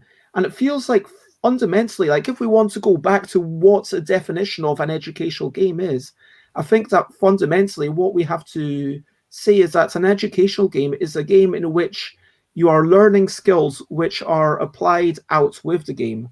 So for sure, chess, once you've learned the openings, it's going to make you better at playing chess. Learning the openings, will it make you better at studying generally? Maybe. And I'm not saying that it won't, but would learning those openings in and of itself um, help you with stuff outside it? I'm not so sure. Um, so yeah, getting back to the arithmetic game, I don't understand why that is necessarily, yeah, why people are actually learning through it. So I might be missing something. Yeah, I mean, that was a bad example. What I said. There's if you think about Crazy Eights or Uno, right? Instead of just having the ones and the fours and to match in Uno or in Crazy Eights, this is where if you have this x squared plus 4, then you have the graph of x squared plus 4, and you have to remember that you'll have 13 graphs, right? So you have to know which graph fits with it. And then you can say, okay, it's going to be a really slow game if you're going to sit and look at them and figure out which is which. So this is where you have to, as I said, you have the different phases. So the first phase would be if you use this game, and this is where you can use it as flashcards, because you say, okay, you have to find this. Where's my camera? You have this graph and you have this equation, and those belong together. And that's exactly what flashcards do. And you do that first, so you have an idea which is which, right? Then, when you play Crazy Eights with this is where you need to already recognize those. And that sounds like a weakness, like what you said about if you know the x squared plus 4 is the queen. But this is where you do the muscle memory, right? So you have a set of different graphs. Again, you can have several decks, so you can expand this as you them as much as you want. But you So need to be able to. The point of x squared is it's parabolic function. It's the something squared function. They all look the same. And what you need to do when you're in here's a good question. let me see, Rob. So all the cards of particular value are different ways of showing equivalent expressions. Yes, that's correct. So And the then way you're I matching, for example, yeah, 2x with 3x minus x. yes, exactly. So uh, the way I designed this deck, I mean, you have, of course, lots of different approaches to this, but I would have 13 values and then 4 ways of expressing those values in the form of, let's say, in if you do addition, you would have 3 plus 1, you'd have 2 plus 2, you would have 1 plus 3, which is the other way of writing it, and those would all be the card 4, right? Then you'd Mm. have the other deck where you'd have 5 minus 1, 6 minus 2, 7 minus 3, and then you'd have the multiplication deck where you have 1 times 4, 4 times 1, 2 times 2. So all of these Mm. have the answer 4, and you can mix and match as you want. And you start even with a deck where you simply have 4 rabbits. You count. That's like the first deck. Mm. You have the counting deck. Then you have the deck which is more like a Uno deck, where it's simply you just write the number, but you don't have to just write the number in Latin numbers. You could have Roman numbers. My son is in school, and they're learning Roman numbers. You have to numerals. You have to learn how to write things with Roman numerals. So that's perfect. Put it on the cards, and why have a book about Roman numerals if you can play a card game, and you have to figure out that card with a V equals 5, right? Mm. You can play that through this. Another example, which is not a board game, but as every boy his age, he loves to play Minecraft, and he's 10. When we got into, I don't remember, I think we were at least 15, 16. That's when we really started with two-dimensional. Um, can you remember this question from Rob? So I don't, because I just would like to finish quickly. Sure. This is where you have a coordinate system, uh, and that was like a hard concept. And then you have like graphs on this and so on. What he's doing with Minecraft is he's working in three-dimensional coordinate systems, and he's really great at it. And he has to know this, because if he's going to navigate through there and up and down, and he has these portals that he can jump 8 cubes at a time, 8 positions. Then if you run, you can do like this, and maybe you can jump like this. And this is actually where you get into the chess, because if you know the what's it called in English? I mean the horse. You go two forward and one to the side, and that's a vector. If you want to go over to the coordinate system, so that's actually one thing you do have in chess. Is you have the connection with two-dimensional coordinate systems. Then you have the 3D chess. You have 4 in a row. You can do 3D 4 in a row. So there's lots of these positional games that you can connect. But like I said, if you don't have a lesson plan, if you don't have a pedagogical, you have to direct this in some way. You have to give a clear aim for what's the purpose of playing this game. Otherwise, the learning will, the kid comes home at school. So what did you Mm. learn at school today? Well, we did lots of stuff, but I had no idea what we actually were supposed to learn. So I mean, this is where a trained pedagogical professional can, or I would almost say have to be involved in order to do this. Then you can have the guides. You can, of course, write about how to do this for homeschooling. For also you can have like these simpler games for kindergartens. And some, as I mentioned, some of these materials, if you play with them, you're already used to these materials before you start school.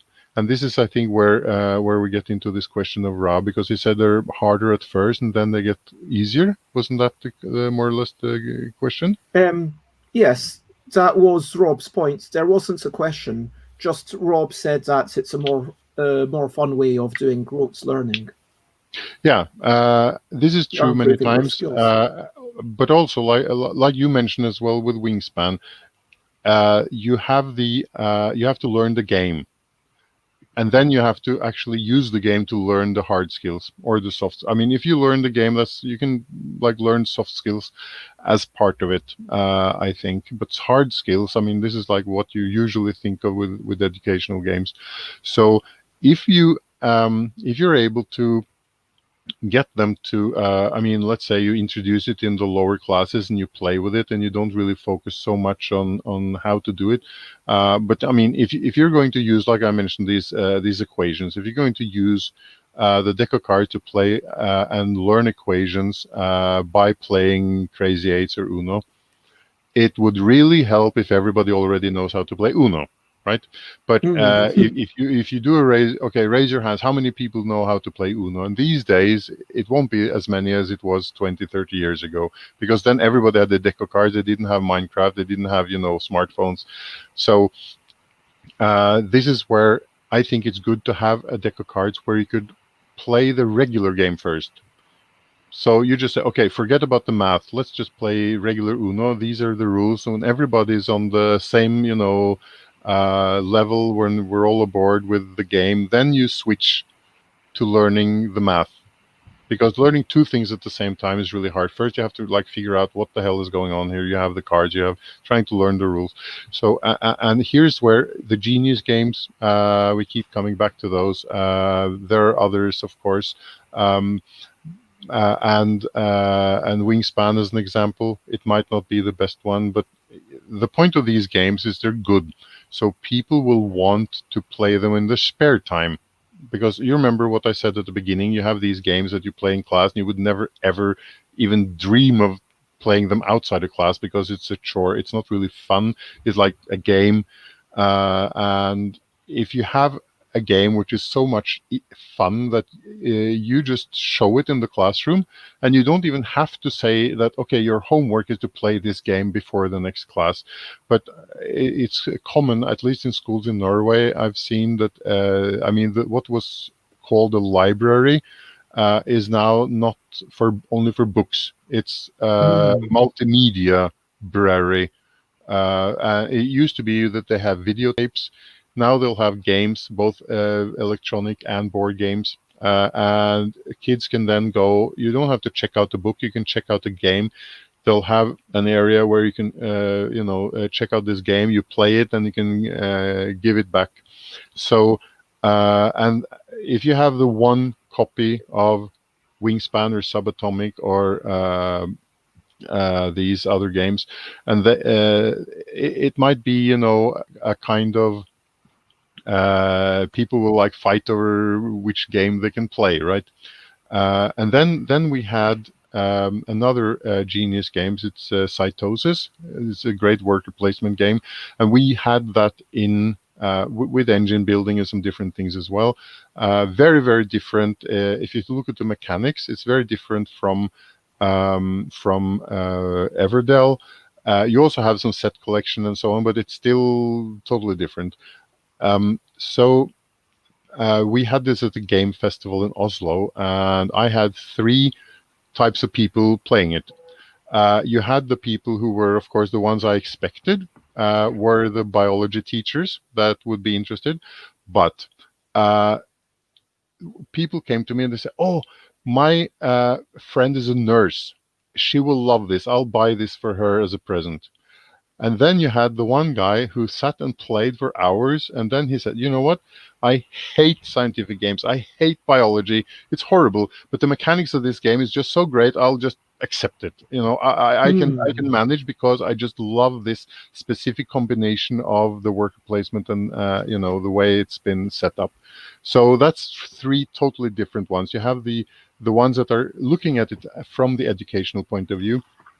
Then you have the professional approach, that it's a topic that they know, and they really appreciate the way the theme is not just pasted on, but it's really integral to how you play the game.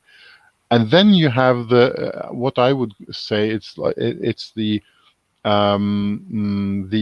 potential students almost. Even yeah, though they might be adults, there are still potential. but I mean the guy that said there's no way you'll get me to like this, but this is a validation that it's a good game.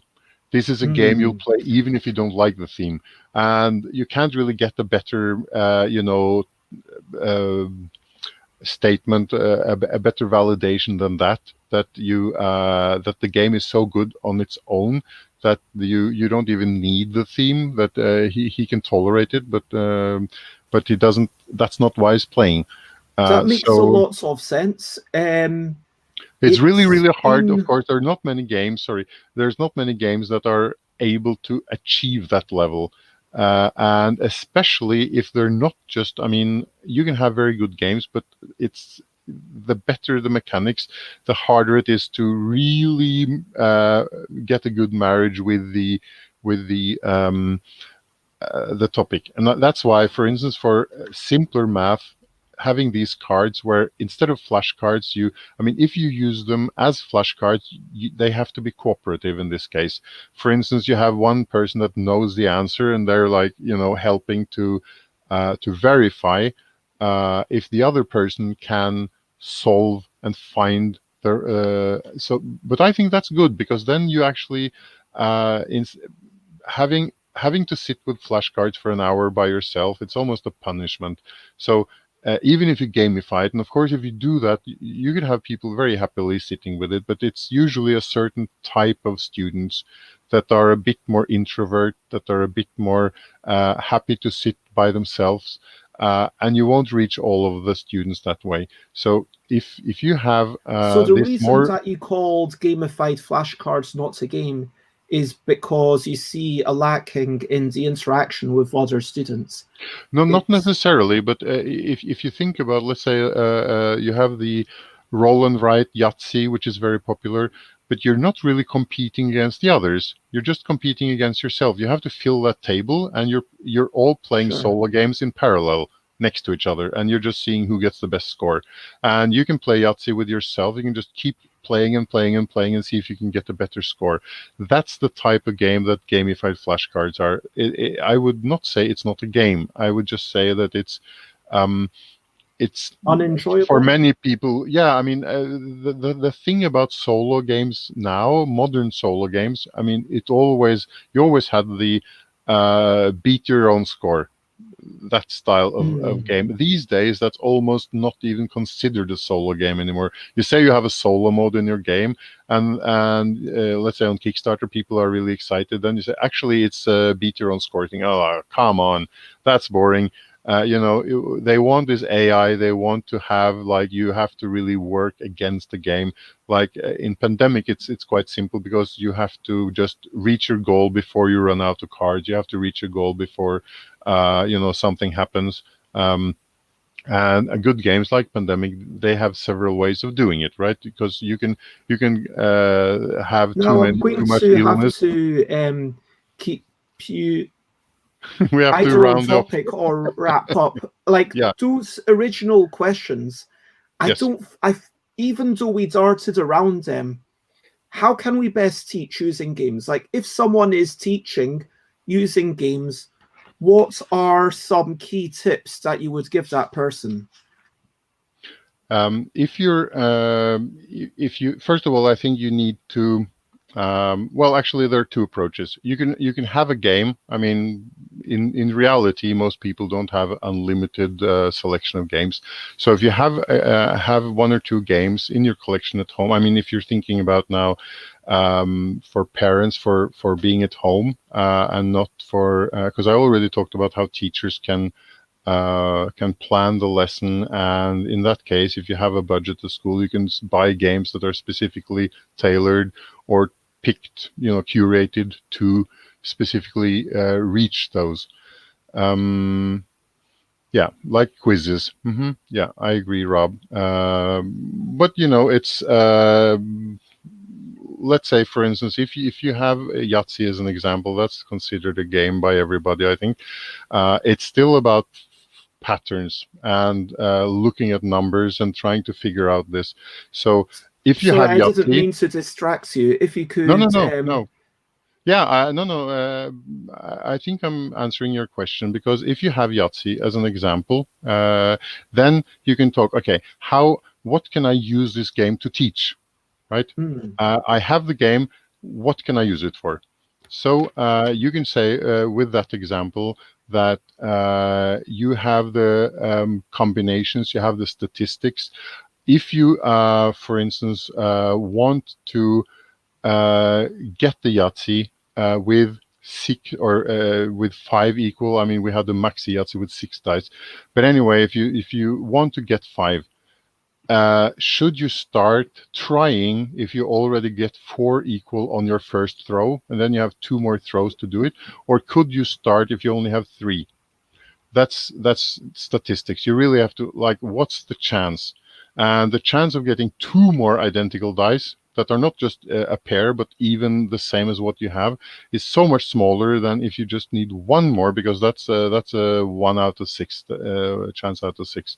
So this is the kind of map, but you really have to, be explicit about it. If you don't, like I said before, you have to have kind of your lesson plan. You have to say, okay, that's what we're trying to achieve. And you would need to combine this with some writing. Some, maybe you have a calculator, you have a pen and paper, and you ask a question, okay, what is better? I mean, or even, is it worth trying at all? Of course, if you have 3 equals, then you try to throw the last 2, and if you get a pair, which is not, the same value, it's still a house. So you have, your different approaches. With the maxi Yahtzee, where you have 6 dice, the 4 plus 2 you call a tower, and the 3 plus 3 is a house. And if you can't even get that, the 3 plus 2, which is a house in the regular Yahtzee, that's called a cabin in what we had, like a small house cottage. So I mean, you can look at your statistics and your approaches there. Now, the other approach, which I see you're impatient here, that's when you have a topic and you want to, how can I teach this? Then you have to find a game that fits, right? Now, could you, in 1 minute, say any final tips for anyone wanting to create a game or a package for teachers to help them teach any particular subject? Yeah, just like when you make any game, you need to have, a very clear goal.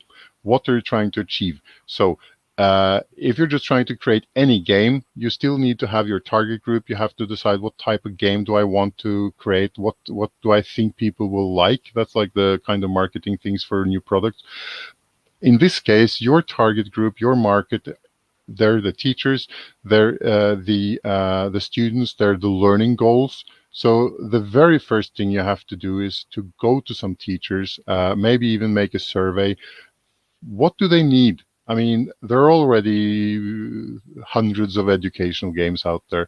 Which topics are lend themselves to be taught with the help of a game? Which topics are already covered with good games? So where's the the need?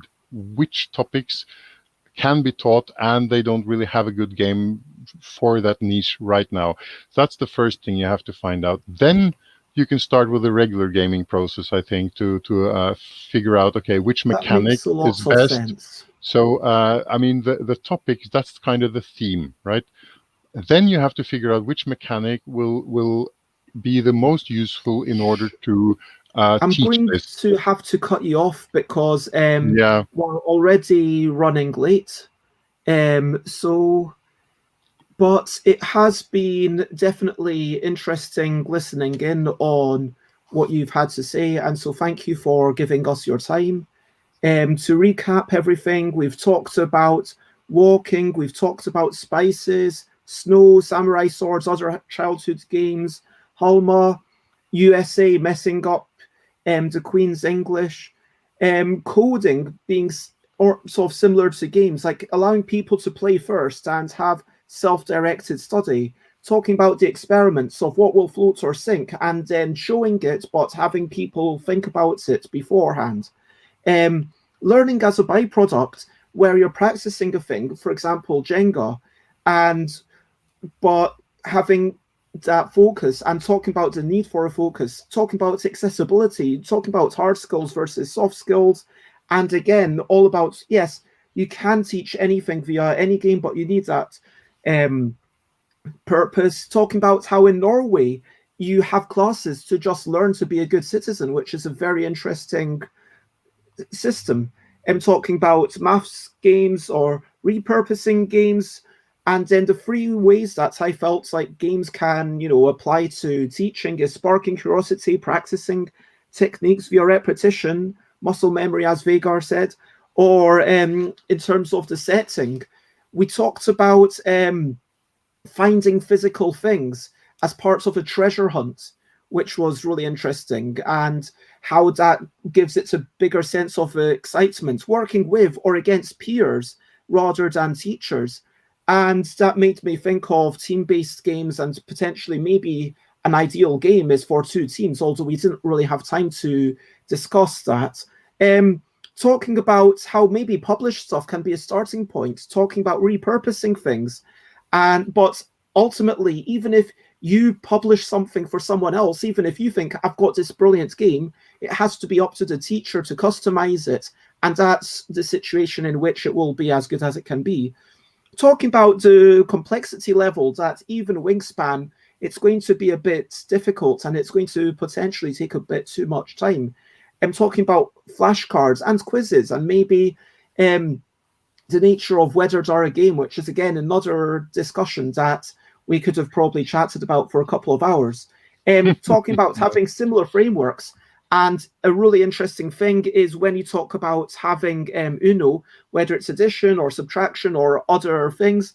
And I guess there's another level of familiarity. I mean, I don't know whether it's applied, but having that framework of rules, that means that the learning can be not on the rules of the game, but on those things that are slotting into this game, bringing in new words into a word game, or bringing in maybe using the same rules. And then we talked about the most important things is that the topic should be integrated, it should be fun, it should have a clear goal.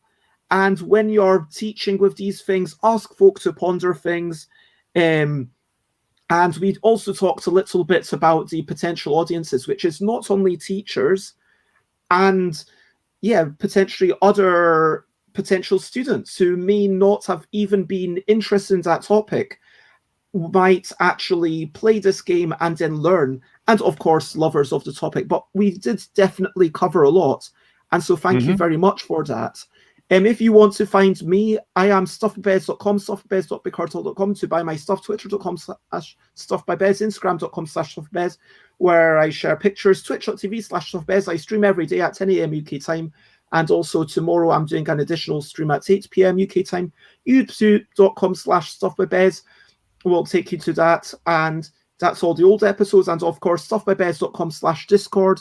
Please go there and sign up and subscribe to all those things. And if you wish to find more about Vegard, there's a whole bunch of links which you can Maybe see a bit there, too many of them.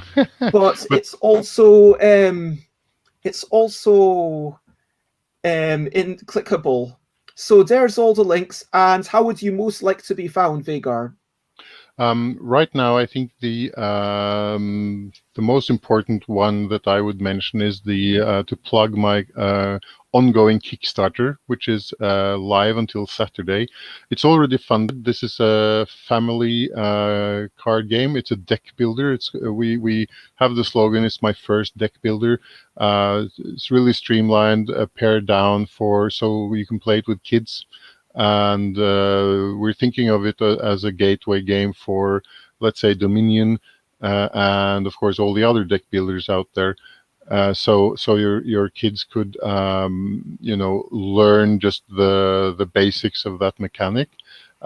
This is with the theme of cute, small, what we call critters, animals which have lost their colors. So what you need to do is to gather colors in order to, paint them back with their colors. And the colors you collect are primary colors. So there's a little bit. Sorry, because 12 it's a little bit of o'clock. colors and there's a little bit of deck building. Thank you. That's all. But I want to thank everyone for watching. It has been wonderful having you all, and I we don't have time for asking what you're up to, but I hope that everyone has some plans for something exciting today. And in your own hearts, even if you don't have time to type it and share it, please, even if it's something that you're about to eat or something that you're about to go out for a walk, I hope that you all have something to look forward to. For my next streams, look at stuffbybez.com/streams, share, spread the word. And if you're on Twitch, then I will suggest we visit a musician who is singing in a lovely style with some piano. And for now, there is only one thing left to do. And we all know what that one thing is. And that one thing is to say bye, bye, bye, bye. This is the goodbye song. Bye, bye, bye, bye. Thank you for watching along. Bye, bye, bye, bye. This is the end of the show. Bye, bye, bye, bye. And now it's time to go. Bye, bye, bye, bye. This is the goodbye song. Bye, bye, bye, bye. Thank you for watching along. Bye, bye, bye, bye. This is the end of the show. Bye, bye, bye, bye. And now it's time to go. Bye bye, everyone. Bye.